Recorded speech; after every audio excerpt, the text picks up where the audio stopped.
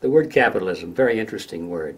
The problem with that is the same problem with so many words in the political debate today, is that they have different meanings depending on who's using the word.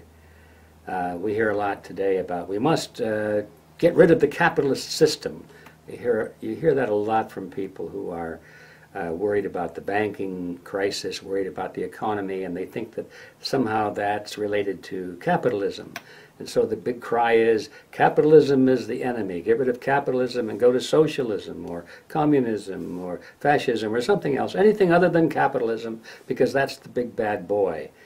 And, you know, it's easy to fall for that, but the problem is that we don't have clear definitions for these words that everybody agrees to. And it's like a Tower of Babel. So let's deal with that a little bit. Classically, the definition of capitalism used to mean that it was a system in which all property and means of production were privately owned. And that was usually the opposite of socialism or communism, where there was no private property, it was outlawed, and all the means of production supposedly were owned by the people. That's the idea behind it.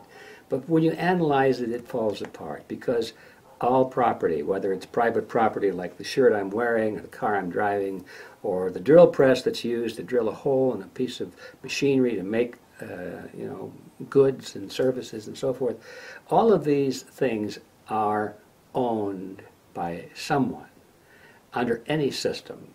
The definition of ownership means the right to control something.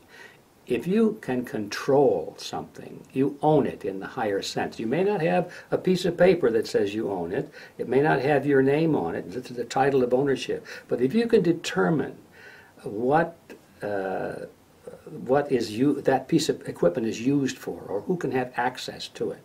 For example, most of the wealthiest people in the world today have very little ownership of property. They've been very careful to get their names off of the title of ownership. When you see a very wealthy person driving around in a limousine, for example, chances are he doesn't own that limousine. He's probably leasing it, you see.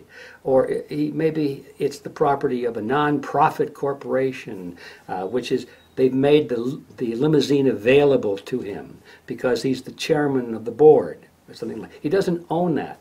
Perhaps he lives in a house that he doesn't own. He doesn't have title to it, for good reason, because if you have title to a piece of property, maybe somebody will sue you and take it from you. But if you don't have title to it, then nobody can take it from you in a lawsuit.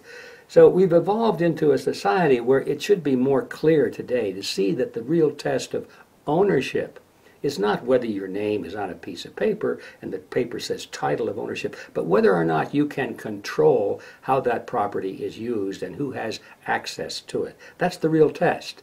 And so under all systems, whether they be communist or socialist or so-called capitalist, there's always someone who can determine how property is used, who has access to it, and so forth. Those are the true owners.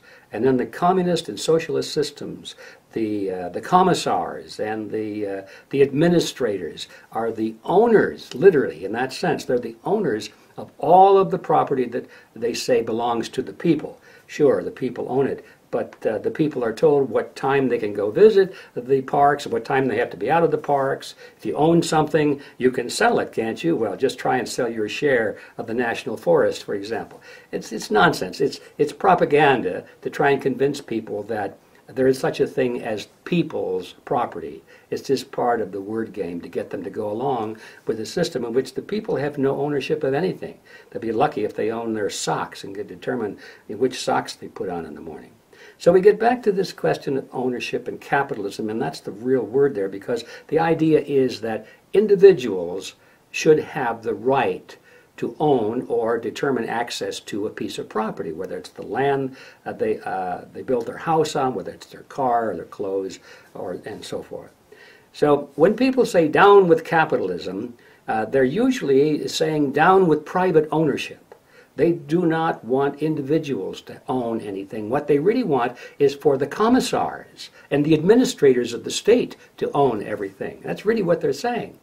If they understood that, I don't think they'd be quite as enthusiastic about it. And the other part of the problem is that the banking crisis today has nothing to do with private ownership of property. The banking crisis is a result of fraud, and it's a result of legally protected fraud, which means that the bankers and the politicians have gone into partnership together, and the trouble we're having with the banks is that the government is protecting the banks, keeping them from failing, supposedly in the benefit of the people, you help the people and all of that, but it doesn't help the people. It puts the people further into debt. It inflates the prices of everything. Meanwhile, the bankers are doing quite well, thank you. Those bankers are not capitalists. Most of those bankers, I guess the best word you would say for them is they're collectivists, which is another word of saying socialists.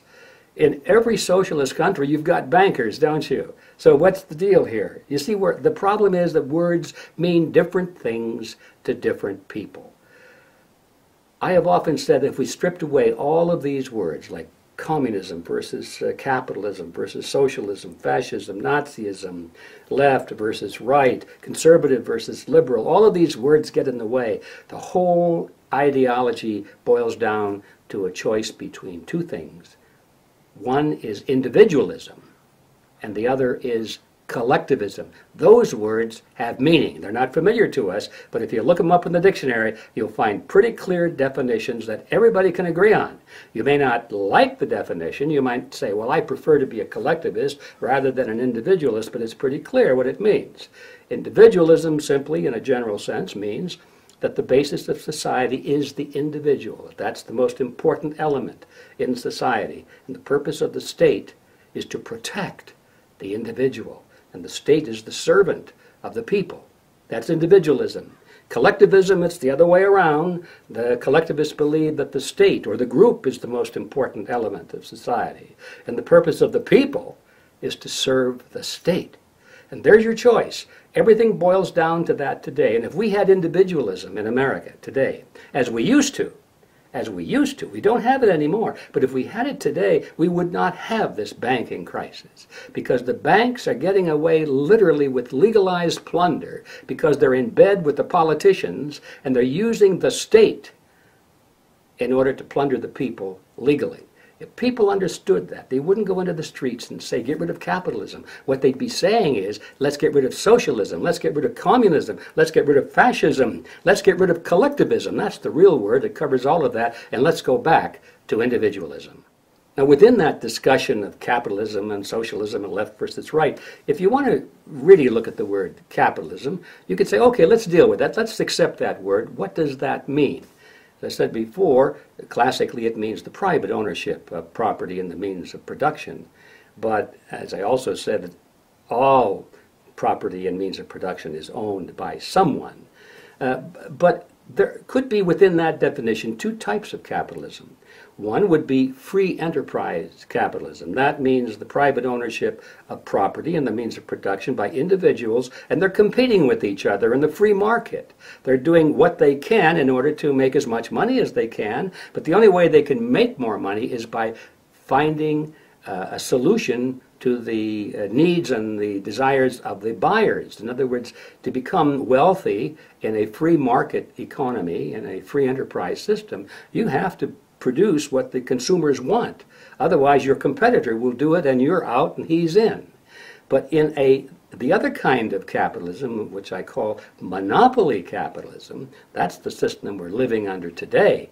Under monopoly capitalism, people don't get rich by producing better goods and services at lower prices. They get rich by going to the halls of Congress and paying off the politicians to draft laws that legally protect them in commerce and give them an advantage over their competition. So now they get rich because of political influence, and the politicians give them monopolies in the marketplace. That's the kind of capitalism we have today. And so it's as clear as black and white. Free enterprise capitalism is the basis of individualism. Monopoly capitalism is the basis of collectivism.